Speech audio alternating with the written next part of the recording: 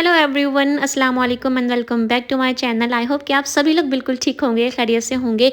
तो जनाब यहाँ पर है तकरीबन दोपहर का टाइम 1:30 बज रहे थे और जल्दी से मैंने ज़ोहर की नमाज़ पढ़ी और उसके बाद ही मैं फ़ौरन से किचन में आ गई थी, क्योंकि आज मुझे जाना है कॉस्को, बिज़नेस कॉस्को जाना है और मुझे वहाँ से पिक करना है चिकन का, जो मैं बड़ा बॉक्स पिक करती हूँ हलाल चिकन का।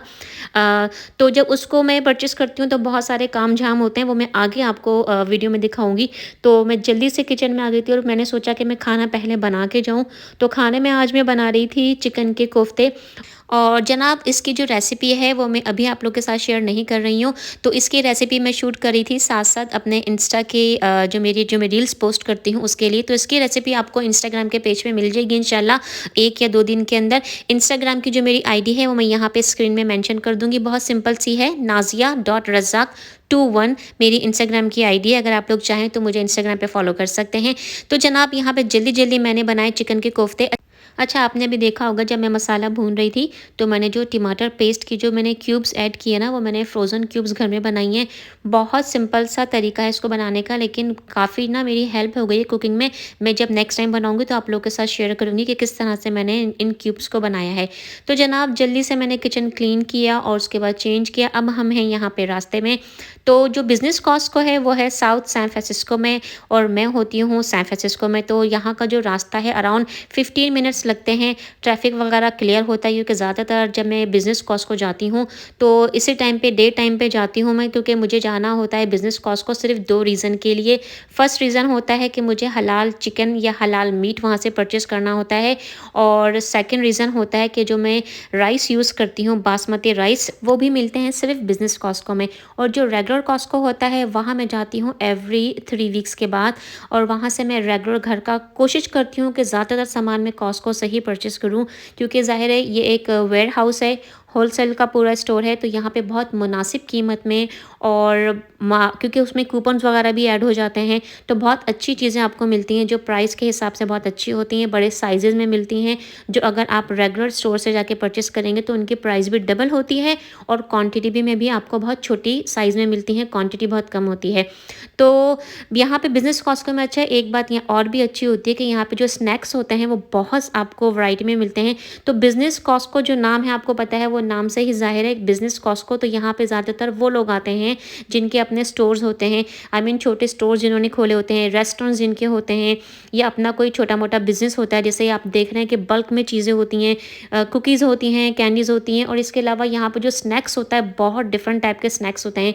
और अच्छा, ये वाली जो आइल है ना, ये तो बड़ी ख़तरनाक आइल है, क्योंकि इस वाले सेक्शन में से मेरी पूरी कोशिश होती है कि मैं कोई भी सोडा, कोई भी सॉफ्ट ड्रिंक, कोई भी जो शुगरी जो जूसेस होते हैं मैं परचेज़ नहीं करती। बहुत कम ऐसा होता है कि अगर मैं कोई सोडा परचेज़ कर लूँ, और अगर मैं परचेज़ कर भी लेती हूँ सोडा के कैन वगैरह, मैं कभी भी उनको फ्रिज में नहीं रखती हूँ, क्योंकि ये भी एक तरीका है कि इस तरह की जो अनहेल्दी चीज़ें हैं उनको अवॉइड करने के लिए।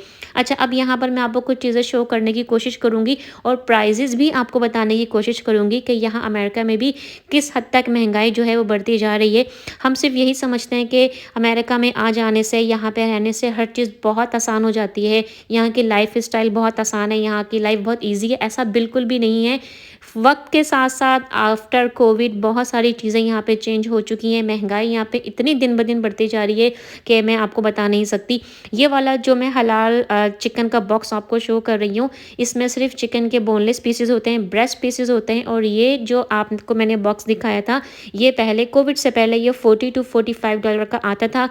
इसमें 40 पाउंड्स चिकन होती थी, और अगर आप केजी के हिसाब से देखेंगे तो 17 to 18 केजी इसमें बोनलेस चिकन होती थी। और अब जो मैंने इसके प्राइस पे किए हैं, आई थिंक 60 से 70 से कुछ ऊपर मैंने पे किए हैं। मैं आपको घर जाके इसके प्राइस टैग दिखाऊँगी। इसके साथ-साथ ये वाला जो पूरा आप सेक्शन देख रहे हैं, ये है हलाल मीट का सेक्शन, और ये बाकायदा सर्टिफाइड हलाल एक कंपनी है जो है न्यूज़ीलैंड की। वहाँ से ये पूरा मीट जो है वो इस तरह से पैक होके आता है। अच्छा, मैं कॉस्को से मीट परचेज़ नहीं करती हूँ। मैंने एक ही दफ़ा परचेज़ किया था, तो मुझे उसका फ्लेवर इतना अच्छा नहीं लगा। क्लीन मीट था और पूरा एक स्टेक था। आप उसको जाके पीसेज़ में अपने चॉइस के हिसाब से कट कर सकते हैं। लेकिन बस मुझे उसका फ्लेवर इतना पसंद नहीं आया, तो इस रीज़न की वजह से मैंने दोबारा से यहाँ से बीफ परचेज़ नहीं किया। लेकिन यहाँ से जो मैंने अभी आपको वीडियो में शो किया, कीमे का यहाँ से मैंने पैकेट पिक किया था, और यहाँ का कीमा अच्छा होता है, 80% लीन उसमें बीफ होता है और 20% उसमें फैट जो है वो ऐड किया हुआ होता है। 100% पूरा आपको लीन कीमा यहाँ पे नहीं मिलता। तो समटाइम्स मैं यहाँ से कीमा पिक कर लेती हूँ क्योंकि वो कीमा लज़ानिया और बर्गर्स की पैटीज़ वगैरह बनाने के लिए बहुत अच्छा होता है। अब यहाँ पे मैं आपको कुछ प्राइजेज़ मेंशन करूँगी। देखें ये यहाँ पर है प्लेन योगर्ट का बॉक्स और इस योगर्ट के प्राइस पहले थे $5 के अंदर, यानी कि $4.50 या $4.65 इस तरह के इस योगर्ट के प्राइस होते थे। लेकिन अब जब मैं यहाँ पे गई हूँ बिज़नेस कॉस्को तो 560 या 569 के इसके प्राइस थे। तो योगर्ट के ऊपर भी पैसे बढ़ चुके हैं।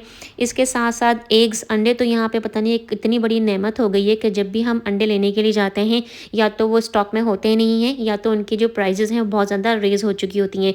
इसी तरह से मोज़रेला चीज़ मैं यहाँ पे देख रही थी, मुझे भी चाहिए नहीं थी क्योंकि मेरे पास अभी थोड़ी सी चीज़ रखी हुई थी, लेकिन सिर्फ प्राइस को चेक करने के लिए तो मैंने जब इसके प्राइस चेक किए तो 13 समथिंग की ये चीज़ थी और आज से थोड़ा टाइम पहले ये जो चीज़ मिलती थी $11, 11 समथिंग की ये चीज़ मिला करती थी। तो कहने का और आप लोगों के साथ इस बात को शेयर करने का मकसद सिर्फ यही है कि यहाँ पर भी जो हालात हैं अमेरिका में भी दिन ब दिन जो है वो वर्स होते जा रहे हैं, ख़राब होते जा रहे हैं और छोटी छोटी सी जो खाने की हमारी चीज़ें होती हैं, मिल्क है, दही है, अंडे हैं, बटर है, मीट तो खैर चलें सब जगह ही महंगा है, यहाँ पर भी सारे प्राइजेस बढ़ती जा रही हैं। तो इन सारी छोटी छोटी सी चीज़ें जैसे स्पाइसेस हैं हमारे, और मैं आपको आगे चल के राइस का भी पैकेट दिखाऊंगी जो राइस मैं परचेज़ करती हूँ, उसके प्राइस इतने ज़्यादा रेज़ हो चुके हैं। बासमती राइस को लेके सारी चीज़ों के प्राइस यहाँ पे बहुत ज़्यादा बढ़ते जा रहे हैं।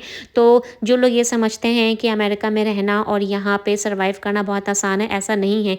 आप खुद सोचें, दुनिया की सबसे महंगी तरीन कंट्री है यूएसए। तो जब आप पूरे वर्ल्ड की सबसे महंगी तरीन कंट्री में रहेंगे तो आप खुद सोचें वहाँ पे रहना, छोटी छोटी चीज़ों से डील करना इतना आसान तो नहीं हो सकता। हाँ, एक वक्त ये था कि हमारे पास यहाँ अमेरिका में, पूरे अमेरिका में जो ग्रोसरीज हुआ करती थी, हर तरह की ग्रोसरी की मैं बात कर रही हूँ, चाहे उसमें सब्जियाँ हों, फ्रूट्स हों या रेगुलर बेसिक जो हमारी ज़रूरतें होती हैं, अनाज के अलावा, राशन के अलावा, हर चीज़ यहाँ पे बहुत सस्ती हुआ करती थी। लेकिन अब ऐसा बिल्कुल भी नहीं है। तो थोड़ी बहुत यहाँ पे सेविंग होती है, चाहे आप कॉस्को जाएँ, चाहे आप बिजनेस कॉस्को जाएँ, लेकिन बात वही है, इनकी जो ईयरली मेंबरशिप होती है उसके भी प्राइजेज़ दिन ब दिन यहाँ पे रेज़ होते जा रहे हैं। लेकिन फिर भी मुझे लगता है ये एक ऑप्शन अच्छा है, क्योंकि अगर हम इसके अलावा रेगुलर जो स्टोर्स होते हैं, ग्रोसरी स्टोर्स होते हैं, आउटलेट्स होती हैं या इंडियन स्टोर्स या पाकिस्तानी स्टोर्स होते हैं, जब मैं वहाँ जाकर शॉपिंग करती हूँ तो वो थोड़े बहुत कंपेयर टू कॉस्को के प्राइस से एक्सपेंसिव होते हैं। जैसे यहाँ पे मैंने आपको स्पाइसेस दिखाया, अब तो हमारे जो देसी स्पाइसेस हैं सब जगह ईजिली अवेलेबल हैं, कॉस्को में अवेलेबल हैं। और कॉस्को की अपनी जो ब्रांड है, जो क्रिकलैंड इनकी ब्रांड है, उसकी जो क्वालिटी है वो बहुत अच्छी है, चाहे वो खाने की चीज़ें हों, चाहे वो यूज़ करने की चीज़ें हों। अच्छा, इसके अलावा मुझसे किसी ने कहा था कि मैं कोई ऐसा व्लॉग बनाऊं जिस पे मैं सारी प्राइस जो हैं वो आप लोग को शो करूं, और हेल्दी स्नैक्स के ऊपर जो बच्चों के जो स्कूल गोइंग जो बच्चे हैं या जो हम स्नैक्स वगैरह जो घर में यूज़ करते हैं उसके ऊपर भी एक डिटेल में वीडियो बनाऊं कि यहाँ पे हेल्दी ऑप्शंस कौन से हैं। तो इंशाल्लाह मैं एक व्लॉग बनाऊंगी और देखूंगी कि अगर मैं सारी वीडियोस के जो क्लिप हैं वो एक ही व्लॉग में डाल दूं, या मैं जब भी शॉपिंग करने जाती हूँ अपने बच्चों के लिए। और वैसे मेरी कोशिश यही होती है कि मैं हेल्दी ऑप्शन ही पिक करूँ बच्चों के लिए, लेकिन समटाइम्स मुस्कान जो है वो कुछ शुगरी स्टफ़ पिक कर लेती है, तो ख़ासकर जब हॉलीडेज़ का सीज़न आता है तो मैं इंशाल्लाह आप लोगों के साथ शेयर करूँगी इस टाइप का भी एक व्लॉग, ताकि आप लोग को पता चले कि मैं कौन सी हेल्दी स्नैक्स वगैरह बच्चों के लिए यूज़ करती हूँ।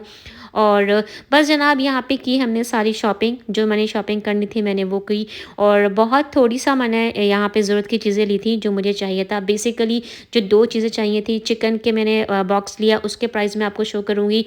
राइस के प्राइस मैंने आपको शो कर दिए।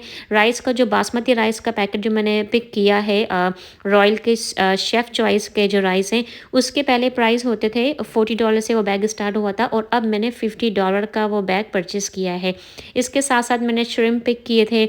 मुस्कान ने ये एक चिप्स का पैकेट था वो लिया था। इसके बाद इसके अलावा हम लोग ने रास्पबेरीज़ ली थी, बनानास लिए थे, और मैंने रेज़न ब्रेड लिया था। अच्छा, रेज़न ब्रेड जो होल व्हीट के साथ होती है, एक बहुत अच्छा ऑप्शन है, हेल्थी ऑप्शन है। अगर आप लोग को स्वीट खाने की, मीठा खाने की क्रेविंग होती है मेरी तरह से, तो रेज़न ब्रेड एक अच्छा ऑप्शन है।